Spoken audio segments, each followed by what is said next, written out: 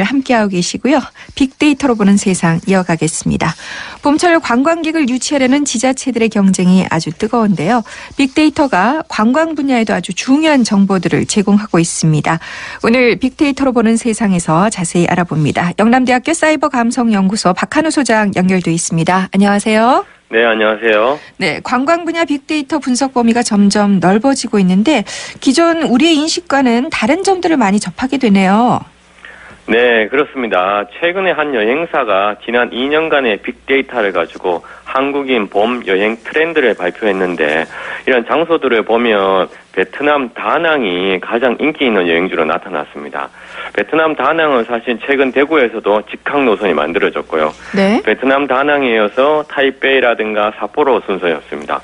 국내 여행지는 당연히 제주도가 1등이었고요. 그 다음에 서울, 부산, 인천, 대구, 경북에서는 경주가 5등이었고 대구가 9등이었습니다.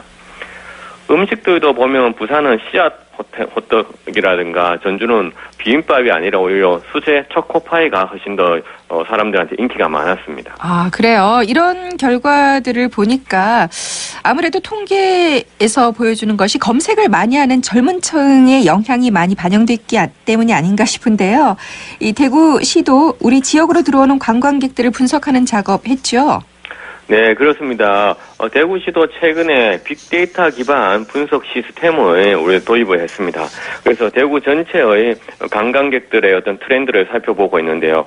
전통시장이라든가 혹은 축제의 관광객들은 기존의 설문조사 기법이 아니라 신용카드 데이터를 통해 가지고 분석을 하고 있습니다. 이와 같은 신용카드 데이터는 사람들이 말하는 자료에 근거한 설문조사보다 사람들의 실제적인 행동에 근거하고 있다는 점에서 더욱더 의미가 있다고 생각합니다. 네. 그렇다면 주로 관광객들은 대구를 언제 많이 찾습니까? 네, 사람들이 찾는 기간은 내국인은 3월, 4월, 5월달 그리고 추석 연휴가 끼어있는 9월달이고요. 네. 외국인들은 여름 휴가인 6월달, 7월달, 8월달에 방문을 많이 했습니다. 권역별로도 살펴보면 역시나 다운타운 일대 도심권이죠. 그다음에 앞산권, 동대구역권, 803권 순으로 방문을 많이 했고요. 거리는 역시나 다운타운이다 보니까 동성로, 근대골목, 김강석 거리 순으로 방문을 많이 했습니다. 내국인들은 성별로 보면 여전히 남성이 여성보다 한 6대4 정도 많았고요. 네. 연령별로는 20대, 30대, 40대, 50대가 20%씩 고르게 분포되어 있었습니다. 이런 자료들을 보면 우리가 한여름 뜨거운 대구를 달굴 수 있는 핫테인먼트 같은 그런 맞춤형 프로그램들도 만들어 볼 필요가 있다고 생각을 합니다. 네. 앞서 이제 국내 여행지 가운데에서는 9위에 머물기는 했지만 2, 3, 4, 50대가 연령대별로 고른 분포를 보였다는 점은 대구가 누구나 즐길 수 있는 도시라는 그런 긍정적인 의미가 있지 않나 이렇게 위로를 좀 해보고요. 특히 어느 지역 분들이 대구를 많이 찾는지도 좀 궁금하네요. 네, 지역을 우리 살펴봤더니 대구의 경우에는 경북, 서울, 경기, 경남, 부산의 순으로 많이 이제 대구를 찾아오고 있었습니다. 네. 하지만 아시다시피 사실 서울이나 경기는 인구가 절대 인구가 많기 때문에 이렇게 수도권을 우리가 제외하고 혹은 이제 인구수를 대비해서 우리가 대구의 방문객들을 다시 계산해 보면 경북, 울산, 경남, 부산의 순으로 인근 지역에서 사실은 대구를 많이 찾고 있습니다. 그렇군요. 예, 이것을 봤을 때는 좀 더 물리적인 근접성에 맞추어서 우리가 대구의 홍보 전략이라든가 어떤 방문객 유치도 한번 생각을 해봐야 된다고 생각합니다. 네, 그러면 이번에는 관광객들이 대구에 와서 어디에서 무엇을 하는데 돈을 쓰는지 이 부분도 좀 살펴봐야 하지 않을까요? 네, 대구가 최근에 메디투어 도시로서의 어떤 이미지를 계속 이제 홍보를 하고 있는데요.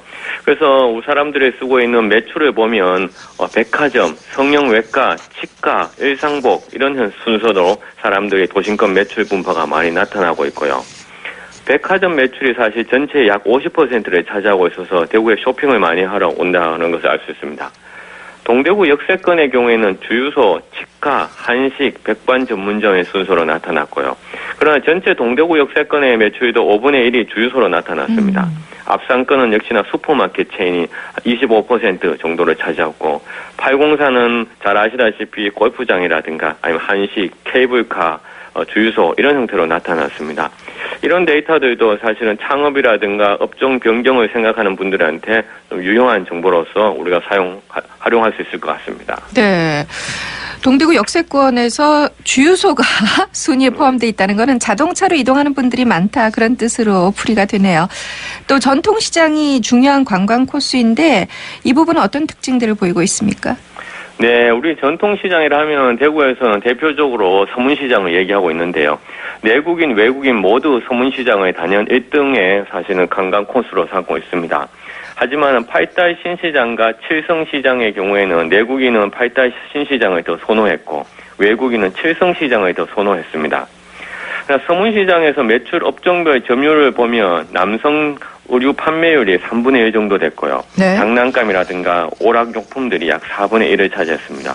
이것은 사실 전통시장을 이용하는 사람들이 여성 주부임에도 불구하고 남성이 많다라고 하는 것은 패밀리 쇼핑, 가족을 위한 쇼핑이 많다라고 우리가 해석할 수 있을 것 같습니다. 역시 그렇군요. 자, 이렇게 우리가 빅데이터를 이용해서 관광객의 특성을 분석하는 것 못지않게 관광객들에게는 어떤 정보를 줄 것인지 이건 역시 중요하지 않겠습니까? 네, 그렇습니다. 사실 관광이라고 하는 것은 특정한 지역에 정주하는 경우도 있지만은 여러의 장소들을 사람들이 하나의 코스로 이렇게 방문하고 있기 때문에 이와 같은 코스형의 어떤 기상 예보라든가 코스형의 정보들이 중요합니다. 그래서 대구 기상지청에서는 국내 처음으로 경북 테마 관광 기후 서비스를 만들었는데요. 이것은 우리가 구역별로 예보하던 그런 서비스에서 좀 더 연결형, 네트워크형으로 기상 예보를 함을 통해 가지고 사람들한테 어떤 장소를 방문하는 것이 가장 최적합한지 알려주고요. 또한 나아가서는 이제 대체할 수 있는 장소 혹은 대체하는 방문지를 또한 알려주는 그런 정보도 주고 있습니다. 네, 이 각종 데이터를 활용한 관광산업 앞으로 지역과 분야를 좀 더 세분화해서 맞춤형 프로그램을 만드는 것으로 좀 이어졌으면 좋겠다 싶은 생각이 듭니다. 오늘 말씀 잘 들었습니다. 네, 감사합니다. 영남대학교 사이버감성연구소 박한우 소장과 얘기 나눴습니다.